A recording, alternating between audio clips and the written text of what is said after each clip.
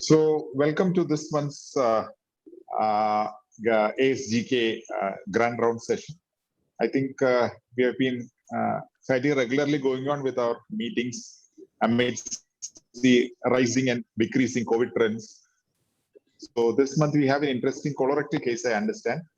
I think Dr. Arun will be late to join, so I think we can have the quiz if possible later on. We'll start off with the case. So, I ask Dr. Ramesh Rajan to take over the proceedings. Ramesh.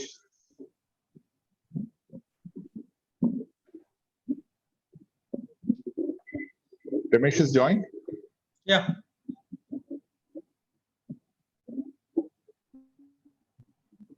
Maybe he's muted.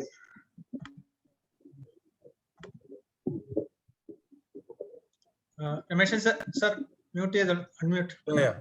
Yeah, Joshi, I'm here. Yes. Yeah, okay. Right. So, good evening to all to the May edition of ASGK Grand Rounds. So, as we're in the midst of a raging COVID pandemic, and I recall a critical care physician saying that when the disease gets worse, the doctors, physicians should become more and more aggressive. So, we also need to keep become more aggressive both with COVID as well as non-COVID work to keep things at bay. So the topic today's session, I think, is being presented by from Avitus Hospital, Palakkad, by Dr. Raj Kamal, and the topic is an unusual case of colonic obstruction. Without much ado, we go on to the topic. Over to you, Raj Kamal. Can you hear? Yeah, he's here. Over to you.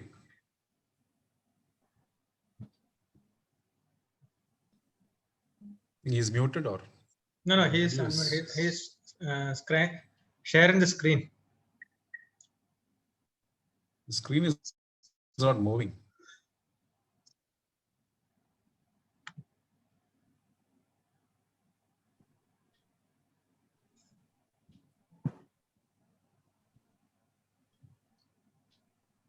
Sir, can you see my screen, sir? Not yet. No, not yet.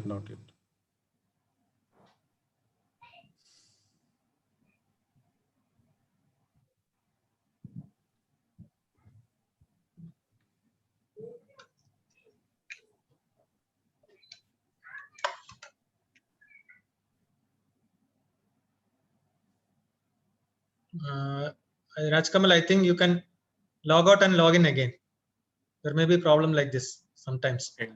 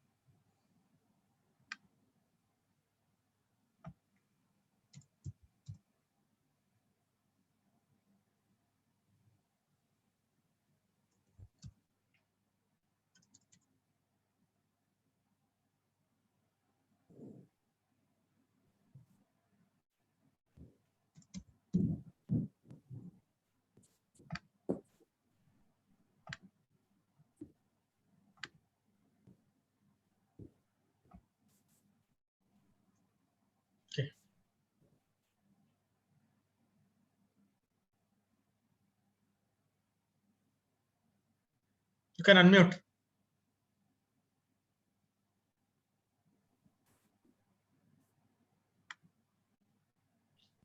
So is the screen visible? Yeah, screen is visible now. Okay. I'll start my presentation then. Good evening, respected professors, senior consultants, and my dear colleague. At the outset, I would like to thank ASGK and Pithambaran sir for this opportunity. Greetings from Avitus Hospital as well. The case for today is an obstructive colonic lesion, which is another Pandora's box. Moving on to the case. 40-year-old gentleman who's hailing from Palakkad, is a teacher by occupation, presented to us in November 2020 with complaints of recent onset constipation for a 1 month duration, which was associated with bleeding PR intermittently. And he also gave a history of dyspepsia and bloating since 2 months. And he did not have any other history like any fever or abdomen pain of a recent onset. And on further probing, he gave a history of 2 hospital admissions for vague abdomen pain that is some years back, which was managed conservatively. And the past history is a known carcinoma bladder patient who was managed with a transurethral resection in 2016 and was told to be disease-free. And personal history, he has no habits and his sleep and appetite was normal. And general examination, he was weighing 63 kgs, and all the peripheral examination were normal, and the cardiovascular and the respiratory system was normal, but the abdomen was soft and non-tender. This rectal examination revealed an healed posterior fissure. And coming to his basic investigations, he had a hemoglobin of 10.4 with a mild rise in total count of 12,100. He had a mild thrombocytosis as well with a platelet count of 4.86 lakhs with an elevated ASR of 40. And his renal function test and liver function test were essentially normal. So we evaluated him with a colonoscopy, which showed a non-negotiable stricture in the upper rectum at around 15 to 18 centimeters from the anal verge. And the mucosa just at the narrowing side was ulcerated. There was a subtle nodularity. It was indurated with edema and erythema. The rest of the mucosa till the narrowing was normal. The impression at the stage was it was a malignant appearing stricture. So we evaluated him with an OGD as well to evaluate his upper GI symptoms, which showed an hiatus hernia and a prolapsing gastropathy, as well as a periampullary diverticulum. So the differential diagnosis considered at this time was carcinoma rectum, and the rare possibility of any carcinoma bladder recurrence causing any obstruction on the rectosigmoid of the rectum. So we went ahead with an MRI pelvis, which showed an T2 hypointense long segment circumferential wall thickening in the distal sigmoid upper and the mid rectum, which was highly suggestive of a malignancy. And there was an extraserosal extension from 2 to 5 o'clock position for about 5 millimeter. And there were multiple mesorectal nodes. And there was a T1 and T2 hypointense lesion involving the left pubis and the ischium, which was suggestive of MEDS. So this is the MRI sagittal pictures showing a long segment circumferential hypointense lesion, which is extending from the distal sigmoid, rectosigmoid, upper rectum until the mid rectum. It was a circumferential growth there is a extraserosal extension at this 2 o'clock position, and with multiple perirectal as well as pericoldic nodes.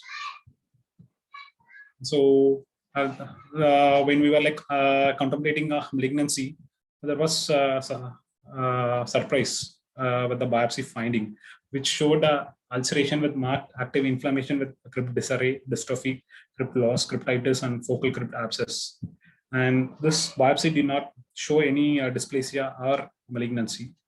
And so the strong possibility of IBD, whether it's an ulcerative colitis or a Crohn's, to be considered more in favor of an ulcerative colitis. So we further evaluated the patient with labs like carcinoma embryonic antigen, which was normal for this patient, which was 1.41, and as well as with CRP, which was mildly elevated, 14.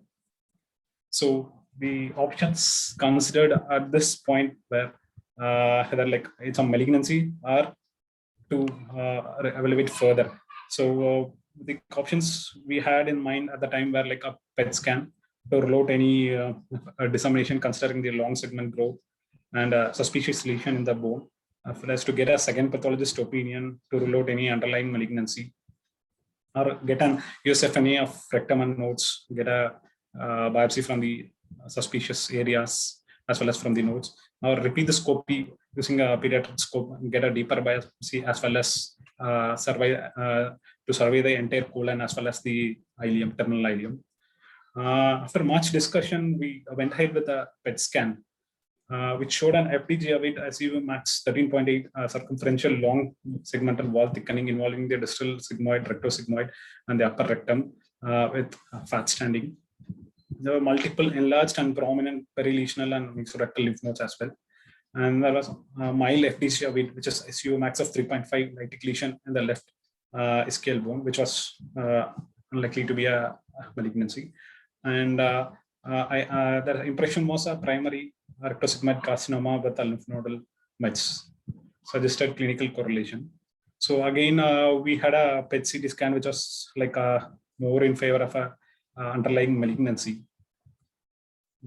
This is the PET CT scan, which is showing a uptake corresponding to the growth in the distal colon as well as the rectum. So we were in a fix at this point, like whether to go for a further investigation, get a biopsy, prove a malignancy. But the cons of the further evaluation is like the biopsy may prove to be turn out to be a false negative again. And even with a positive biopsy, the treatment plan is not going to change much because this patient is having an active disease, in which case the neoadjuvant chemoradiotherapy may be contraindicated, may be very toxic. And also the patient was obstructed, was having an active disease, and it was it's a segmental in location. And with okay surgery, then what surgery do you go for it? Whether it's like it's a segmental disease, go for a segmental resection, like an considering a malignancy, or with a ulcerative colitis diagnosis and with biopsy, to go for a proctocolectomy, because the why not proctocolectomy? But if proctocolectomy, the rectum, the distal rectum, where till the narrowing the mucosa was appearing normal, and these were the lot of questions were running through, and at last we decided we'll go with the segmental resection, considering a strong possibility of malignancy. And we planned a lab low anterior resection with a primary anastomosis, but accidentally we had a staple misfire. So there was a lot of fecal contamination, and so the idea of primary anastomosis was deferred. And the distal stump, which was hardly some 5 to 6 centimeters in length, was sutured with a running two Vicryl sutures, Wheelock sutures, and a Hartmann's procedure was done. The rest of the colon, like small bowel, were looking normal at that time. So the internal findings were like stricturing lesion in the upper and the mid rectum with multiple mesorectal and IMA nodes, and there was no evidence of any dissemination since we were contemplating a malignancy strongly. So this was the specimen which showed a long segment, this stricturing growth involving the distal colon as well as the rectum. The proximal colon was looking normal, except for this area of narrowing with strictures. To our surprise, we got this biopsy report, which showed an 9 into 4.5 into 1.2 centimeter lesion in the colon, which was showing erosions, fissuring, ulceration, transmural inflammation with non-caseating granulomas with serositis, features suggesting of a Crohn's colitis. And there were no evidence for dysplasia or malignancy in the specimen. And there was no evidence of malignancy in the 48 perirectal nodes, which was harvested. And the IMA node was found to contain only a fibroadipose tissue with uncongested blood vessels. So these are the histopathology images, which is this is a low power image, which is showing a non-caseating granuloma in the wall of the colon with a transmural inflammation, which is the inflammation is seen through the entire wall as well as the crypt inflammation, crypt abscess. This is a high power field, which is showing a similar picture with transmural inflammation with non-caseating granulomas. So post-operatively, the patient was tolerating a semi-solid diet till day 5. Then he went into a subacute obstruction, which was initially managed conservatively, and on finding he had a gush of pus coming from his phalansteal incision. And then the obstruction got settled on its own, and he was tolerating a semi-solid diet. And again, after a few days, he went in for a subacute obstruction. This time, we tried to manage him with an oral gastrographin, after which he settled for a brief period, and again, he went in for an subacute obstruction. So this was the serial X-ray images. The one on the left was taken when he was obstructed for the first time, and then we tried with the gastrographin contrast, which was seen to entering the colon, but again his obstruction was not relieved. So on day 18, we decided to proceed with an emergency laparotomy, and opening the abdomen, we could see an organized hematoma in the lower abdomen as well as the pelvis, with the distal stump, which was closed with an rounding V-lock, was open, and there was a bleeding from the stump, and it was given away completely. The ileum was adherent to the pelvis, to the distal stump, plus the hematoma area, causing obstruction. So we did an adisolasis, decompression of the dilated small bowel and peritoneal lavage, and drainage was done. So considering his Crohn's disease, we started him on steroids on consultation with our medical gastro. IV hydrocortisone 100 milligram salve was started. And the story didn't end here. After this, again, the next set of complications started. The patient had a rectus dehiscence and bleeding from the laparotomy wound. It was managed conservatively with vitamin K injection, serial HP monitoring, daily dressing, tranexamic acid, but the bleeding was not controlled. It was like he was bleeding daily. Its pad getting soaked, 2 or 3 pads getting soaked with the blood. So we went ahead with an CT abdomen angiogram, which showed an 6 into 12 into 10 centimeter peripherally enhancing hyperdense collection with an attenuation of 50 Hounsfield units, which is highly suggestive of hematoma with an abscess. And this collection was superior to the bladder and seen closely abutting the distal stump. And this is the CT angiogram, which was done after the bleeding episode. This is the collection which was communicating with the main wound, and which was extending into the pelvis as well as sitting on the top of the bladder, and it is communicating with the distal stump. This is the distal stump. We can see some fine staples hanging out on the distal stump.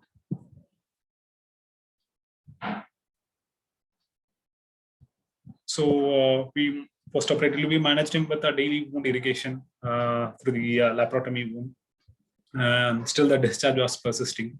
So, and there was a small discharge per to the open distal stump per rectally. So we inserted a Mullicott's rubber tube per rectally, and it was draining daily.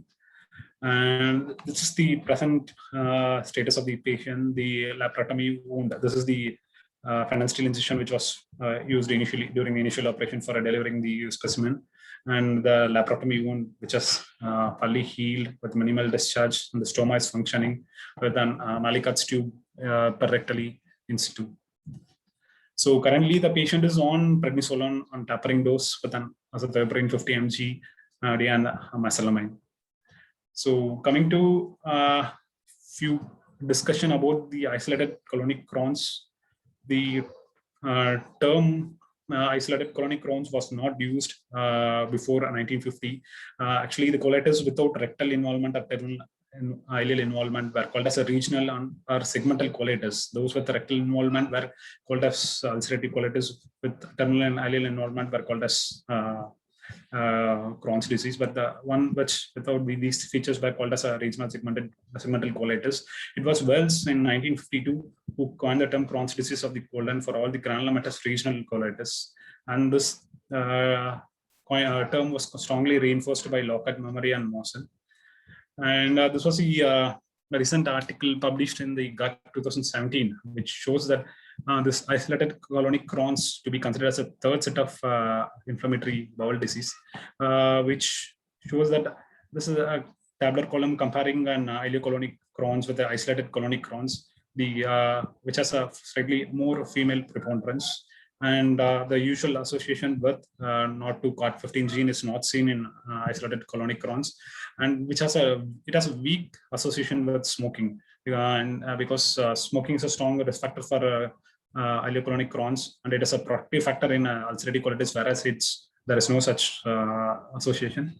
And the ASCA, which is commonly positive in ileocolonic, is also less commonly seen. And the changes in the microbiota are markedly seen in ileocolonic Crohn's, whereas it is not much seen in the isolated colonic Crohn's. And both don't respond to mesalamine, which is not in the case of ulcerative colitis, which was good response. And also most patients with ileocolonic Crohn's, they end up in 60 to 70% they require surgery, whereas here it is required only in minority of patients, and but segmental colectomy is effective, and there is a high failure for a pouch reconstruction. And the risk of surgery is only 20 to 30% in 10 years, whereas it's like 60 to 70% for an ileocolonic Crohn's. And a segmental resection, like a right hemicolectomy for a proximal disease, or a segmental resection, a distal resection, the distal disease is shown to be successful. But cancers complicating such isolated colonic Crohn's has a high risk for metachronous colon cancer. So pan-proctocolectomy has to be contemplated in this case, and they have a high pouch failure rate of 57%.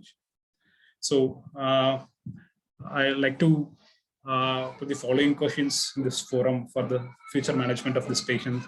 And when you have a patient with stoma, usually the question will be like, when I can have my stoma reversed? And this patient has following problems, like can be a frozen pelvis, identifying the stump may not be that problematic, but still it be a difficult task. And the distal stump is open. Even during the re-exploration, we tried to suture the distal stump, but it was giving away. We couldn't kind of close the stump, and so when the restoration has to be done. Thank you for your patient listening, and I would like to thank our medical gastroenterologist, Dr. Arvind, who was very instrumental in our evaluation as well as management of this patient. Thank you. Thank you, Raj Kamal, for that very eventful case and a nice presentation. So when we open the topic for discussion, can I ask you, just for clarity, yes. I think you mentioned about that PET-CT that it showed a lytic lesion. Yes, sir. The correlation in the CT, it showed a lytic lesion, you mean, and the CT yes, part. Sir. So why was not... so that was considered as a metastasis, probably, and no, sir. It was like after discussion with the radiologist, they were like not. It is not in more favor of a malignancy or meds. It was less SUV. They were like more. It can be some infective or some lytic disease. So probably the CT didn't show probably lysis. There was only an uptake. There was an FDG. Yes, sir. Uptake. Yeah. An FDG avid lesion probably does not lytic. Yes, sir. When you use the term lytic on CT, it doesn't connote the meaning of metastasis. Probably it was an FDG avid lesion, but probably not lytic. Not a malignant one. Yeah. Okay. And of course, during the surgery, I just wanted to know, like when you are dividing and stapling the stump, rectal stump. The usual practice, was the rectal washout given from below? Yes, sir, it was given.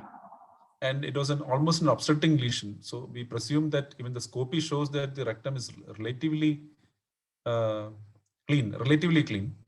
Yes, sir. I was just wondering, you said that the rectal stump staple actually gave way. Yes, there was heavy contamination. Yes, sir. No, I was just thinking that if the washout had been given, probably should there be such heavy contamination in an obstructing lesion? The distal stump was clean only, sir, because so when during scopy, probably what you mean is that it had opened up completely. Yes, sir. And was the specimen which you sent on this, because you had that pre-op, the colonoscopy biopsy showing cryptitis and all those things, and correct, and there's no evidence of malignancy. So you had an inkling that you're dealing with something unusual. Usually, as it. So was CBNAT sent on the specimen? No, sir. It was not sent. Okay. Okay, fine. I think we'll get the opinion from the House and then go ahead. Inviting comment, observations and comments from the House.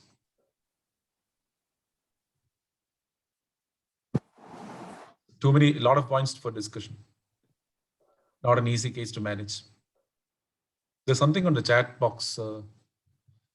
So, Kamal, Dr. Ramchandran. Hi. Yeah, Ramchandran, go ahead, please. Hi. We'll come back to the chat box. Can I ask one doubt? Hello. Hi, sir. Hi, sir. Hi, sir. Indeed, a very rare case and very rare set of difficult complications. You have managed very well. How is the patient right now? The right now he's doing well. He has gained weight, and he still has that rectal catheter in place, which is discharging minimally, and he's on anti-Crohn's medications. He's doing good. Okay. So have you done any enteroscopy? Was there any proximal lesions? No, sir. Actually, endoscopy was not done. Even that is there in our because only when you survey a small bowel, you can say it as an isolated Crohn's disease. But the CT and MRI were normal. So even the bowel, when we did a laparoscopy, was normal. Maybe that is there in the future investigation. And just one doubt. See, it was an obstructing lesion, and that was in the rectosigmoid upper rectal lesion. Yes, and again, you were suspecting Crohn's disease. So what made you to go for an upfront anastomosis rather than a Hartmann procedure in the first sitting itself? So we were strongly considering malignancy, because the Crohn's. Yeah, let it be. Even then, yeah. See, it's an obstructing lesion, no? Yes, sir. Yeah. So usually in an obstructing lesion, especially if it is in the upper rectum, rectosigmoid, usually we won't go for a restoration of the bowel. If at all we go for a anastomosis, we will go for on-table lavage, and then probably what made you decide for a anastomosis in this sort of a case? It's just actually. Can I answer that question? Yeah, Pidambaran, go ahead. Yeah. Actually, Fahad has also asked the same question. Yeah, actually, we were because this is the lower rectal lesion. We thought that if we could get away with the primary anastomosis and defunctioning ileostomy, the second surgery would have been easier. And it was not a complete obstruction, and there was no much dilatation in the proximal colon. So we were thinking of if we are contemplating an anastomosis, and if, depending upon the contamination and condition of the bowel, which has to be decided on table. Okay, good. And what happened actually when you fired the stapler? What was the Actually, what happened was that when the last step, actually, I was trying to retrieve the video, but the last even that part was corrupt, and I couldn't get the video. What happened was the last stapler when I fired. After firing, it seemed that there was no stapler pin in the stapler itself. It's like it is completely opened. It just cut through. There was no sealing at all. Okay. So what company? It's Covidien only. What color? Blue. No, sorry, green, not blue, green. Yeah. Can I ask one question? Yes, Rajkumar? definitely. This is a very difficult case, I know. But when you do an endoscopy, did you do a duodenal biopsy to rule out upper GI Crohn's disease? They're done already. He had mentioned that, I think. No, biopsy was not done, sir. Oh, biopsy was not done. Duodenal biopsy not done. But Prasad, I think it was done. Yeah. Prasad, I think that the colonoscopic biopsy was more suggestive of UC rather than Crohn's. Crohn's. And probably that is why the endoscopist didn't bother to take a biopsy. So the symptoms were like dyspepsia, bloating. So probably that was the thought process, maybe, because the biopsy showed more of UC, more suggestive UC than Crohn's. So Mahesh has asked, was the drain put after the second exploration? Yes, sir. He had a drain. He had a drain. And this bloodstained discharge was both to the drain as well as the main wound, or? No, sir. It was only after the drain was removed. He After the started drain. bleeding. Okay. Yeah. So my some additional things I wanted to ask was, as Ramachandran was asking, once we got this biopsy report, the concerns are whether are we dealing with the Crohn's as such, or is it something like IBDU? Is it something like IBDU? And I think CBNAT should always be sent on for all the sorts of vague cases, because as we know, like even COX can coexist with Crohn's. COX can coexist with Crohn's in the same time period or in different time periods. So considering that we are still in a developing country which claims to be developed already. Anyway, so probably CBNAT should be done, but most of us forget it. I mean, we don't send it in the first instance, and the entire specimen goes into the formalin, after which you can't do it. Anything else from the house? Dr. Vasu. Dr. Vasu has asked, absence of staple is not rare. Oh, you mean the deficiency of staple firing is not uncommon? That's what I think he said. That after firing, it opens up and all that. So yes, once I had the problem at Alappuzha when I was working at Alappuzha Medical College, and recently now in my hospital, one of my assistants, the co-worker was doing it. So 2 times we had the same problem. So the companies should be more careful. Different companies. So if I can put it there, the setting in which we use the staples is also quite important, I think. So like if it's a heavily radiated rectum, the rectal stump can be very thick. And if you don't apply an appropriate size stapler, it cannot fire properly and it can open up. So a lot of things and all sorts of companies have started making staplers. There was no staples at all. Okay, fine. In both cases. Fine. I have a doubt. Pradhaman, please go ahead.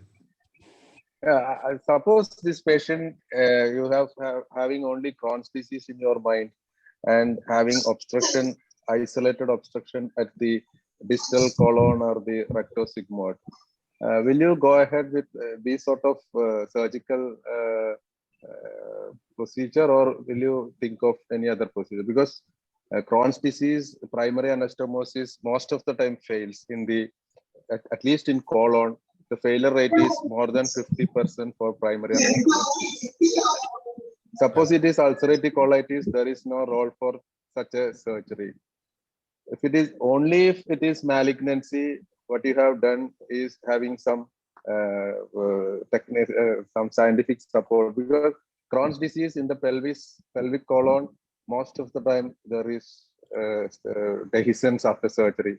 It can happen even after 2-3 weeks after your primary surgery. I have many patients with leak.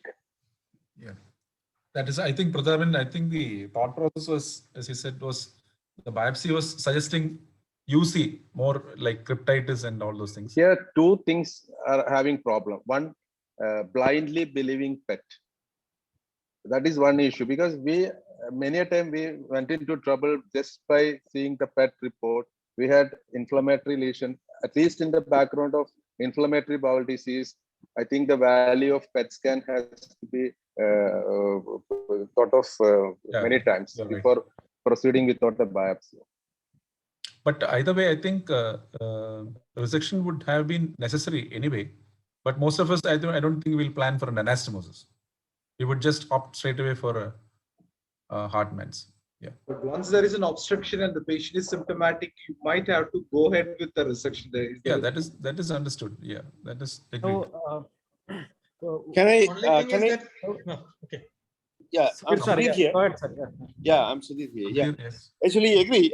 If the diagnosis is there is a doubt of diagnosis like ulcerative colitis, is better not to go for an anastomosis. I agree with that point. And a Hartmann's would have been better because without a biopsy proof of Yeah, malignancy. Sudhir, I hope you saw this. Anyway, that's okay. But my question is, anyway, when you re-explore the patient, how did you manage the rectal stump? So usually, when you when there is a anastomotic dehiscence, or when the rectal stump blowout happens, when you re-explore, you again resutured it, or what did you do? Sir, actually, we tried taking some sutures, but they were like cutting through. So Yeah, we that's just the problem with always. It usually used to get cut through. We can't go for a proper closure there, and usually this stump blows out, and this will be a source of infection. The pelvis will be filled with abscess, then can lead on to secondary hemorrhage, as it happened here. So drainage of that area, you later did a transrectal Malicot catheter drainage, and some of the patients even I had to do in the second setting when I opened. We had to go for a proctectomy also, because we know that the rectal stump would create problems later. So might need to do a proctectomy to save the patient if the patient has a very low rectal stump closure. Because most of the times this patient, a reversal of stoma would be very, very difficult. The bladder would be adherent onto the rectal stump and to be 100%. pelvis. Yeah. I think the incidence can I come back to you? There are one or two questions from the chat box. Somebody who has asked whether frozen section would be possible. I don't think it would have been frozen biopsy. You mean to say that you would resect it and then look for frozen? I doubt. Because even in the permanent sections, people find it difficult to differentiate Crohn's and ulcerative colitis and IBDU. So frozen may not be helpful. Dr. Prakash has asked whether the proximal colon has been assessed by Scopy. I think Rajkamal said that it has not yet been done, correct? Yes, sir. But can I make a point? Because Yes. I saw that it's a difficult post-op course, of course. And when they had a pelvic sepsis, steroids were given, which again will affect badly in the pelvic stump healing. And the rectal stump is very difficult to manage and to restore. So unless there is florid disease, I don't think there's a role for steroid at that point of time. Yeah, I agree with that. So, Prathapan, you were about to say something. The second issue is development of perianal fistula with rectal stump in Crohn's disease. I think Sudhir made that point, because most of the time we may have to go ahead with the completion proctectomy rather than trying a re-anastomosis, because the incidence of perianal fistula, malignant transformation in the distal stump, etc., are more commonly seen in Crohn's disease with retained rectal stump. I think I have seen 2 cases of that. So now Dr. Madhu has been asking what is success rate of a Hartmann reversal generally. Okay, Madhu, we have not yet reached about Hartmann reversal. So Rajkamal, I would say that if you're looking at the possibility of a reversal, prior to that, now I wouldn't believe the diagnosis of Crohn's at one shot in this patient. I would still try to take some biopsies from the rectal stump. Again, look for CB-NAT, because there have been many cases where there has been TB and Crohn's and IBDU, all those things. Okay, that is one thing. Then having said that, if the biopsy does come, the histopathology report is reviewed by another person, another pathologist, and the overall consensus seems to be Crohn's. Before attempting that, once the patient has the sepsis has resolved, nutrition has gained, after everything, I think we need to look at the activity.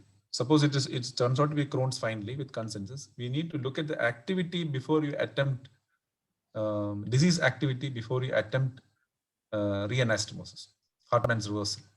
So in that, again, I would do an upper GI endoscopy biopsy, upper GI endoscopy and biopsy. Look for granulomas there as well, disease extent.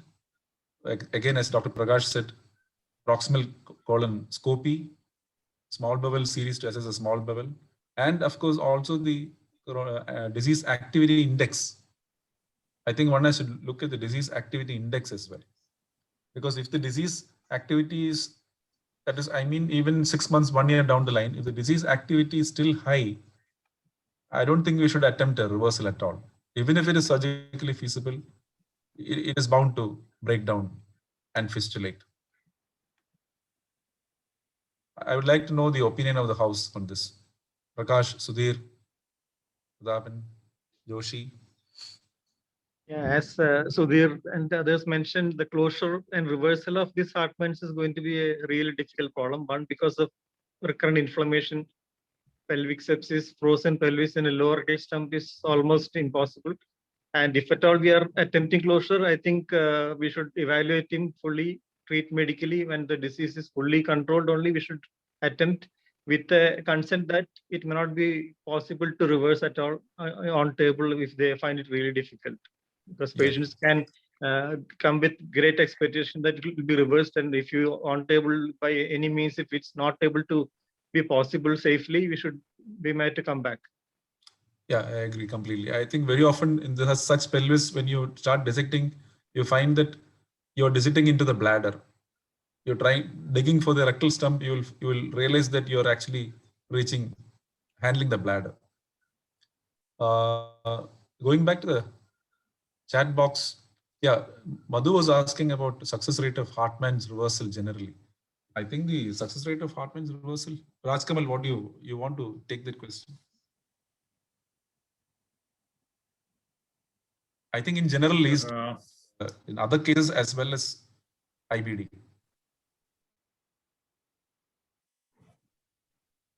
So not sure about the percentage. Like things like diverticulitis, but it should be very good, or malignancy, but no, I think Madhu is not. It depends also on the.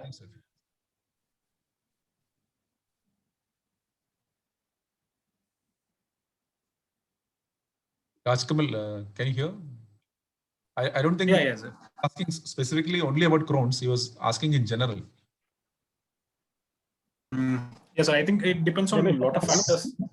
Yeah, like the length of the distal stump that is remaining, and the previous surgeries, and patient whether they had any pelvic sepsis. So, like, it depends on a lot of factors. Yeah. One more question there. Sir, am I audible? Yeah, please go ahead. No, I just was asking the context of the general dictum that for all left-sided. I can't see you. You're not visible. Yeah, my audio video is off, sir. Okay. No, I was just asking the question in the context of the fact that generally there is a dictum or there's a belief that for left-sided obstructing lesions, avoid a primary anastomosis. Yeah. But the problem which we usually encounter is that the Hartmann reversal becomes a major difficult problem, and the Hartmann reversal ends up with a diversion ileostomy or something like that. Yeah. So why many times, at least in the place that I work, probably because of the difference of the nature of the cases that we come across, we always, not always, but at least most of the time, we tend to do a primary anastomosis with a diverting stoma, especially if the ends are not good enough. We do a side-to-end anastomosis. Yeah. So that is, I think that is feasible. So normally, most of us, I think, would try to do that, but not when you suspect IBD or IBDU. Yeah, probably I'm talking in terms of malignancy. Yeah. That's why Definitely. Yeah.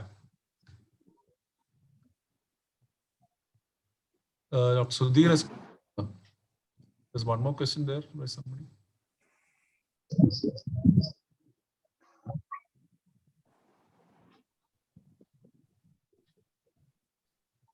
Chat box. CT was not suggestive malignancy, a long structure with mucosal events and No pity. Advanced malignancy. Yeah. Okay. So if we can, any more questions? Yeah. Can I ask? Yeah, please, Ramendran. Yeah. So Raj Kamal, that CT, actually, the picture initially, it's looking like a long stricture. Would you consider the possibility of a diverticulitis? Diverticulitis. So it's kind of a. And what was the histopathology? Was there in a diverticulum? No, so there was no diverticulum. Actually, diverticulum we were not considering, and also there were no like any evidence to suggest diverticulitis. Like it's more of like a long segment growth. So we were like more of considering malignancy. And I just would like to ask the seniors. I don't know whether anyone would consider a dilatation, serial, careful dilatation, especially if they are suspecting isolated short segment Crohn's disease. I agree, Ramachandran. The CT was not very suggestive of malignancy. Such a long stricture, only with some mucosal edema, without very much fat stranding or extra rectal invasion, only a long stricture for a malignancy is very, very rare. And dilatation also for a Crohn's disease, such a long stricture to dilate would be, if it's a short segment, probably maybe okay with the dilatation. But for such a long stricture, such a dilatation may not be an effective choice. Yeah, so can I make a point? Yeah. So as you said that CT shows a very long structure, but again, one problem is that the biopsy, what the available biopsy for the surgeon report suggested a possibility of UC. Although the distal rectal mucosa didn't show any obvious features of proctitis. Nevertheless, the biopsy showed cryptitis. And it is not uncommon to find a focus of malignancy inside such a thickened focus of UC. So probably that is definitely there. That problem is definitely there. That I may agree, because if there is a malignancy, in the case of an ulcerative colitis, a bit true. But a malignancy per se having such a long structure may not be that. And Raj Kamal, is he on steroid now? Yes, so he's on steroids on a very minimal dose. But is there any, but is there any role for steroid in postoperative setting? You told it's an isolated segment, and especially postoperative with a lot of complications. Is there any role for steroid in maintenance? Yeah, sir, actually, a very good question. So, like, we had this discussion, like, regarding the role of steroids, because it was an isolated lesion, but the small bowel was not surveyed, and during the like a re-experiment, we found the bowel to be dilated, very edematous, maybe because of obstruction as well. So we thought start as steroids for fearing any small bowel complication. So can I make a point there? As Ramachandran was saying, I think the concept is more trending towards trying steroid-free immunosuppression, like azathioprine and things like that, and bringing steroids when it doesn't respond, especially since he had post-op sepsis. And correct, I think that is so. Probably we need to confirm reasonably that we are dealing with Crohn's and assess the extent of the disease, which all locations are involved, assess the disease activity, and then go for azathioprine plus minus steroids. Sir, I would like to add one comment. So since the patient was going for recurrent subacute obstruction, and we have got the biopsy of Crohn's disease, we were thinking of an inflammatory process which is causing subacute obstruction. That is the one reason we have started steroid in this patient, rather than the infection. Yeah, you mean the inflammatory component overlapping with the stress component of Crohn's? Yeah. So since the patient was going for recurrent obstruction, we were thinking about an inflammatory lesion which is causing obstruction. Okay. So that's the reason why we have started steroids in the initial setup itself. So what steroid is he on? He was initially started on hydrocortisone 600 mg. Now he is on prednisone on 5 mg. Actually, After 1 month, he was started on azathioprine, but his LFT was deranged, and then we have to stop azathioprine. Then restarted on steroids, and then again now restarted azathioprine, and now steroids is being tapered. Okay. So anything else? Any other points for discussion? So, Ramesh, I have one please. case similar. One patient came with obstruction with a lesion in that exact location, and all the biopsies became negative. So finally, we decided to do a stoma and do a biopsy under laparoscopy while doing stoma, and that came as metastasis from lobular carcinoma. We never thought of any breast lesion in that patient. Metastasis, And I mean, where was the biopsy taken? Lobular from the rectal lesion. When you see submucosal lesions like this, metastasis from other malignancies has to be considered, because our biopsy may not target these lesions. That is one additional thing which we observe in patients with obstructing lesions like this. Yeah, so the point is that whenever you see something, whenever you get unusual, predominantly submucosal lesions, rather than the mucosal lesion. And unusual biopsy reports, try to repeat it. Yeah. Pidambaran, yes. Hi. Do you think that budesonide is probably a better in this sort of settings, where it won't have in much of systemic steroid side effects? At the same time, will have. I couldn't get you. Which, effects. Huh? Budesonide instead of prednisolone. Yeah, oral budesonide is an option, but that is more useful probably in the small bowel disease. It'll act, Ramendran, I think it acts more on the ileocolonic area, terminal ileum and colon. And here you have disconnected it. So yeah, he is suspecting recurrence, some enteric disease, and patient is having recurrent bowel obstruction. No? So probably he's suspecting enteric disease. So, but budesonide it acts selectively only in the terminal ileum. It acts very low down. So if you have proximal small bowel disease, it may not act there. So I think basically we need to assess the extent of the disease, location of the disease. Actually, during the second surgery, we looked thoroughly in the small bowel, but there was no evidence of any disease. No, not surgically. I mean, by a small bowel enterotomy. I have a comment, Pidambaran. The specimen which you showed, showing the margin, the lower margin is almost at your stapler line, the lower edge of the lesion. You just, I think the margin on that, the lower part, the distal margin on the specimen is very close to the disease process. That may be the one reason, because even if you see macroscopically free lesion, the microscopic involved areas are more common in rectal stem. That may be one reason for early development of rectal stem failure and fistula. Secondly, when you reverse the Hartmann, many a time we see 1 or 2 loops adherent to the rectal stem. That is one reason for subacute obstruction. Even without IBD, we may observe subacute obstruction in some of these cases. Many a time when you keep the rectal stem, the bowel loop tend to adhere to the pelvis, and that makes more difficult surgery when you consider Hartmann reversal. So that itself can produce some sort of obstruction. Need not be Crohn's in the other part. Yeah, so agree. Now inviting observations from the MCH DNB trainees. I can see a lot of people have logged in.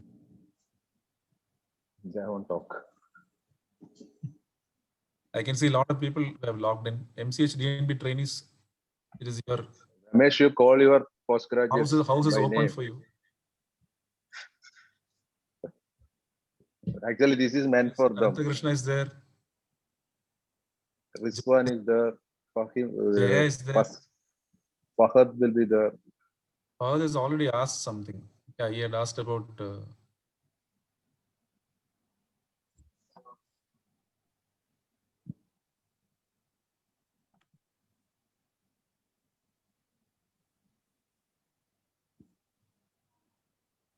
Nobody is opening the mouth. I think we will ask, Pidambaran, shall you ask everybody to open up their videos?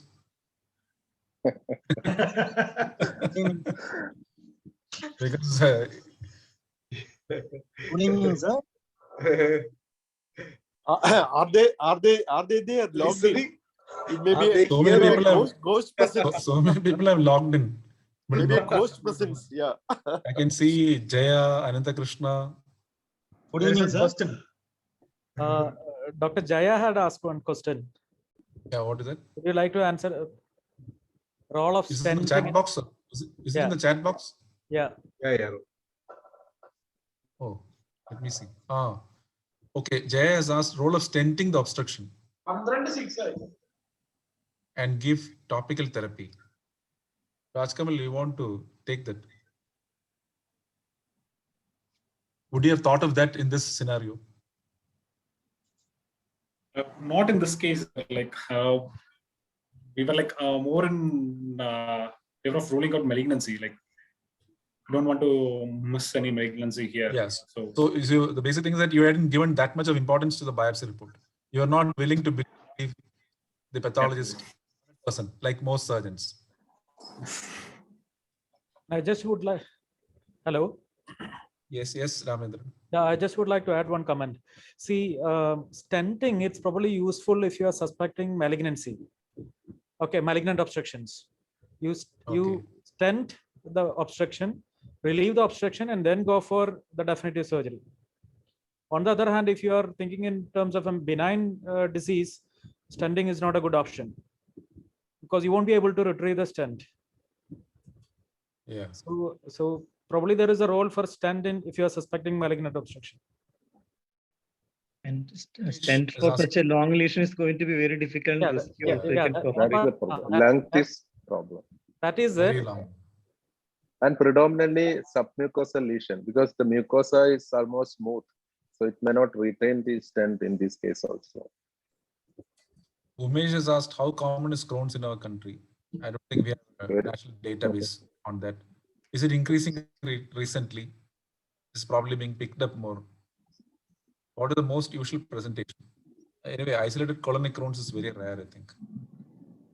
When to strongly suspect Crohn's?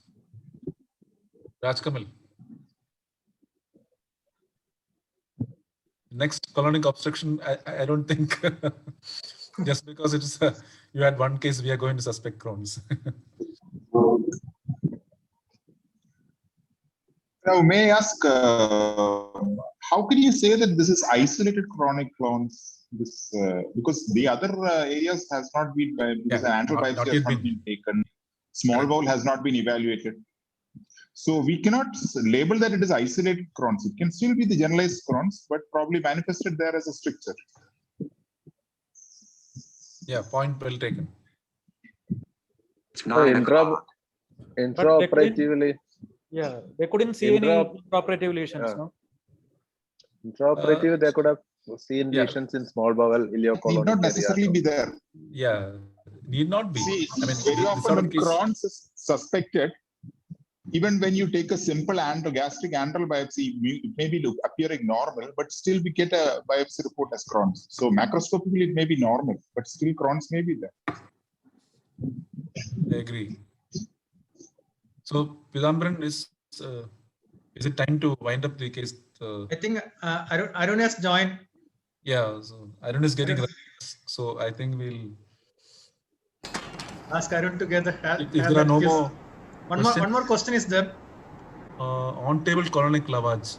Advice to juniors in case of left loaded colon obstruction is emergency. Rajkamal.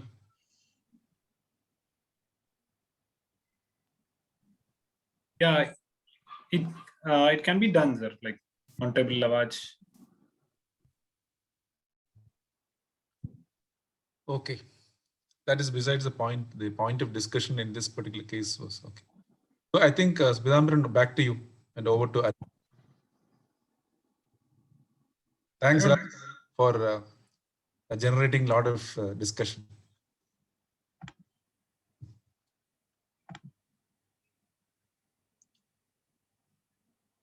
Arun has been made the co-host. I think Arun can show the quiz.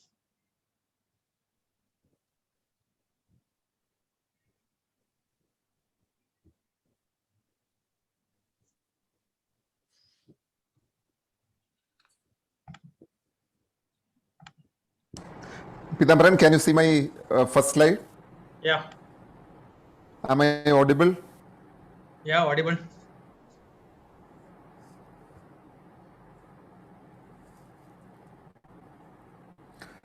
Thanks to our team, multidisciplinary team in both Gokulam as well as GG. Thanks to Dr. Joshi John, Dr. Ramachandran, and Dr. Pitambaran and Dr. Murali for giving me this small opportunity. Definitely, I enjoy the most. Guidelines for this quiz: only one question, complete details in a single slide. Please type your answer in. It can be one word or phrase in the Zoom chat box as a personal message. Please note down as a personal message to Quizmaster. My name is Arun Kumar ML as soon as possible. Only one prize. The first correct answer in the personal chat box will get it. Result will be announced immediately and Quizmaster's decision will be final. So please open your Zoom chat box and select Arun Kumar ML and type as a personal message, not as a message to everyone.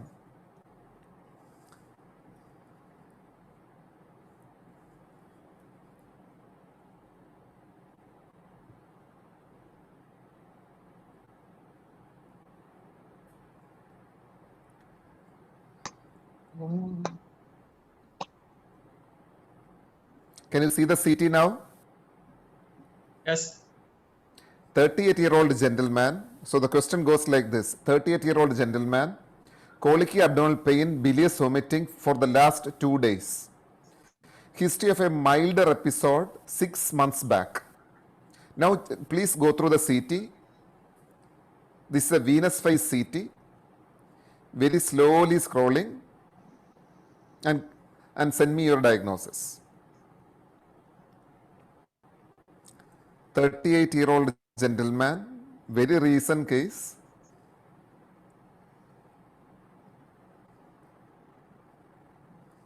Colicky abdominal pain, bilious vomiting for the last 48 hours, 2 days. A similar milder episode 6 months back.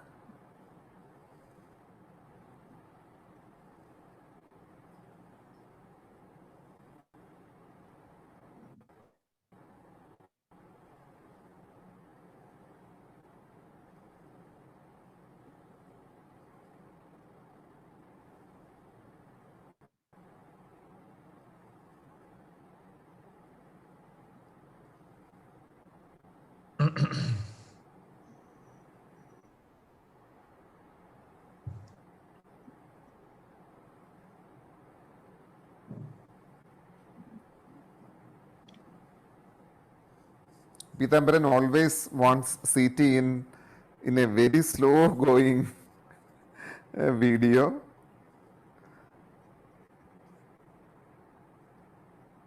So you have enough time. I actually want once or twice tries running. No.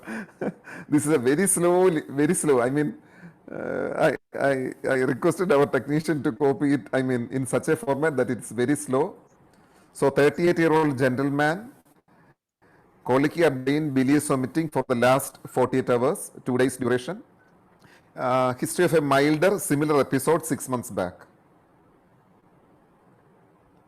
Please do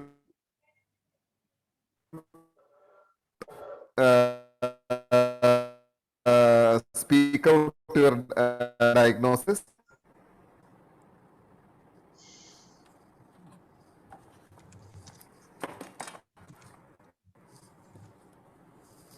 The answer will be open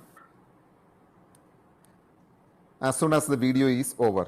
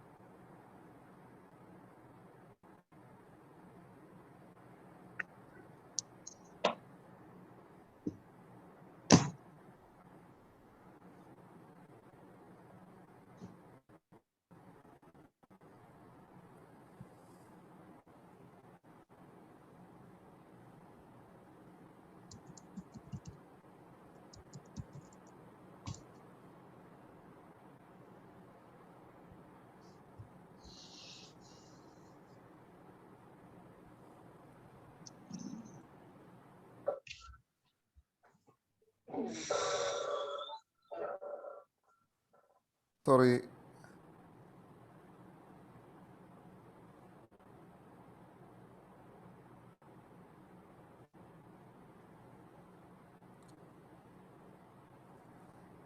Just trying to open my chat box.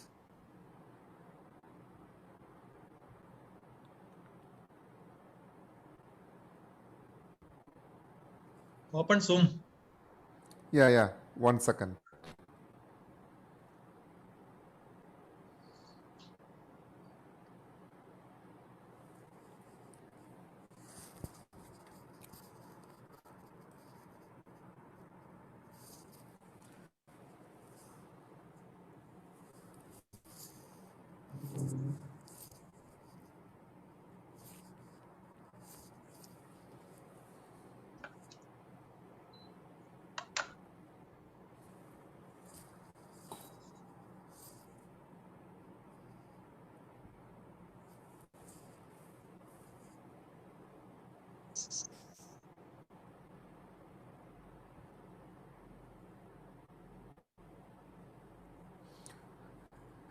Excellent response from the team members.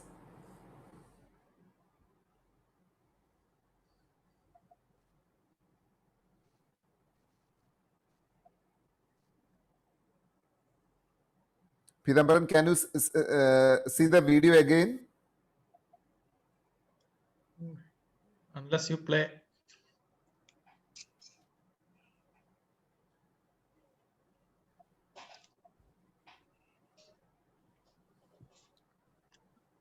Play as is. 1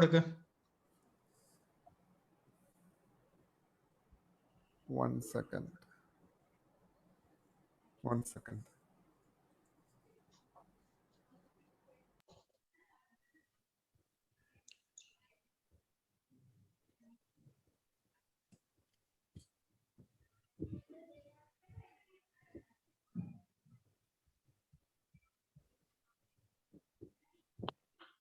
So I'm just trying to.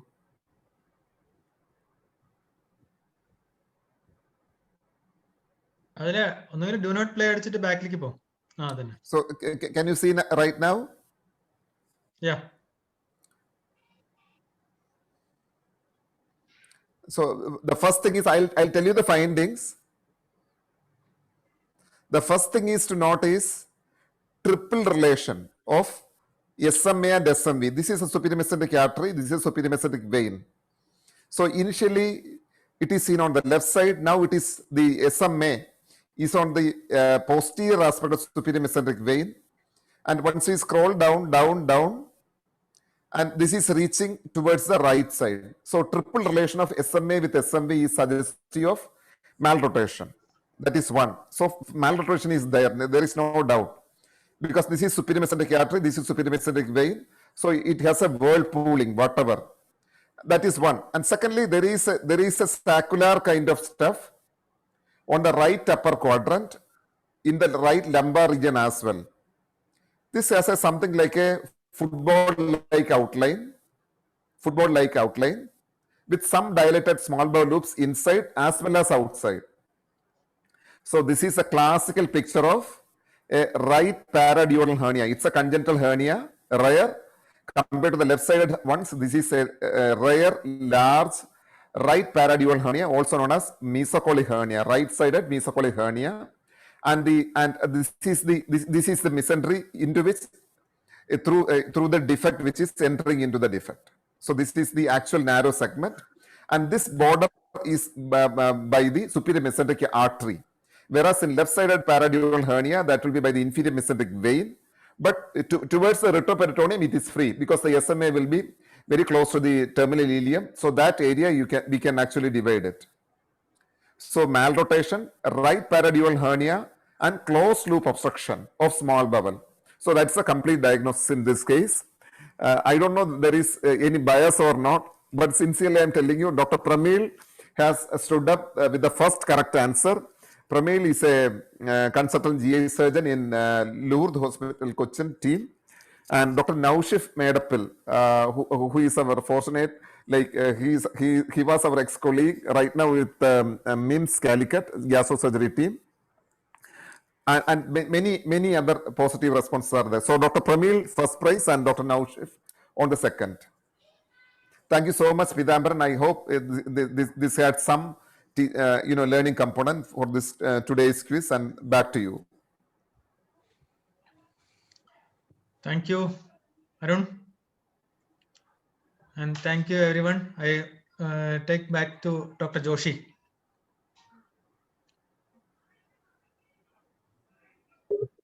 Yeah, I think all of you will agree that it was yet another round of very useful, a difficult case, in fact, with a lot of learning points. And I think we all benefited from the difficulties which Pidambaran and team had gone through. And probably it will make us wiser when we come across a similar case next time. I hand over to Dr. Ramachandran to conclude. Hello. Hi, Ramachandran is there or left? Hello. Am I audible? Yeah. Hello. Hi. Yeah, you are. So, yeah. So thank you all. We had yet another great meeting. Indeed, it was a rare case. Lot of difficult complications, very well managed, and very well presented also. Congratulations to our Westage team. And excellent lively discussions. Thank you, Professor Ramesh Rajan, for moderating the session extremely well. We also had very good participation, roughly around 61 people. Thank you all. And thank you, AML, for the excellent quiz program. Thank you, Pidambaran, for all the arrangements. We'll meet again next month. Till then, bye. Take care. Stay safe. Thank you. Okay, thank you. Good night. Good night, all, everybody. Good night.